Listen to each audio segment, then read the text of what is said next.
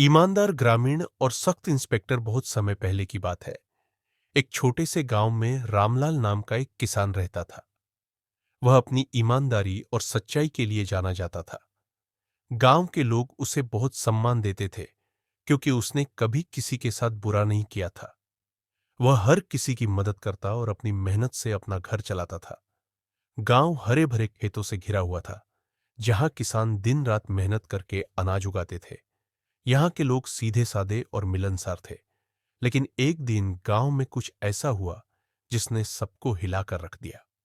गांव में कुछ समय से चोरी की घटनाएं बढ़ रही थी। लोग डरने लगे थे कि अगला नंबर किसका होगा। एक रात गांव के मुखिया के घर चोरी हो गई। सारे कीमती गहने और पैसे गायब हो गए। गांव के लोग बहुत परेशान थे।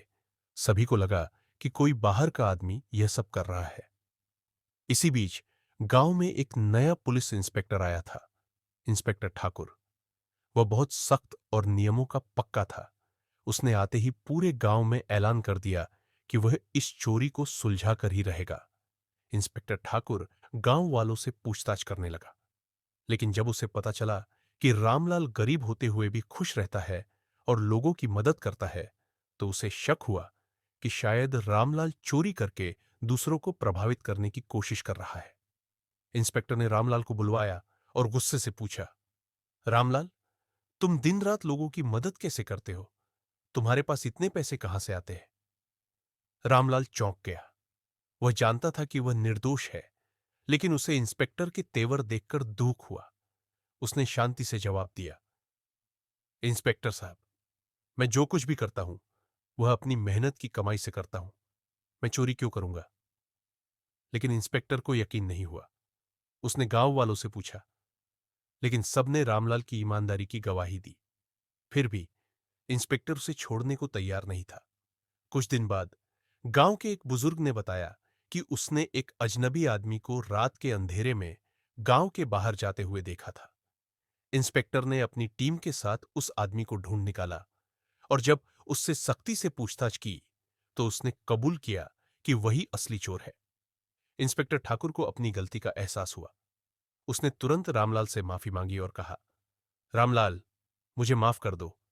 मैंने बिना किसी ठोस सबूत के तुम पर शक किया। रामलाल मुस्कुराया और बोला, इंस्पेक्टर साहब, गलती करना इंसान की फितरत है, लेकिन उससे सीखना ही असली इंसानियत है। इस घटना के बाद इंस्पेक्टर ने गांव के लोगों से सीखा कि सिर्फ शक के आधार पर किसी को दोषी नहीं ठहराना चाहिए। सच्चाई को साबित करने में समय लगता है, लेकिन झूठ ज्यादा देर तक टिक नहीं सकता। गांव वालों ने भी सीखा कि कानून पर भरोसा रखना चाहिए और ईमानदारी सबसे बड़ी पूंजी होती है।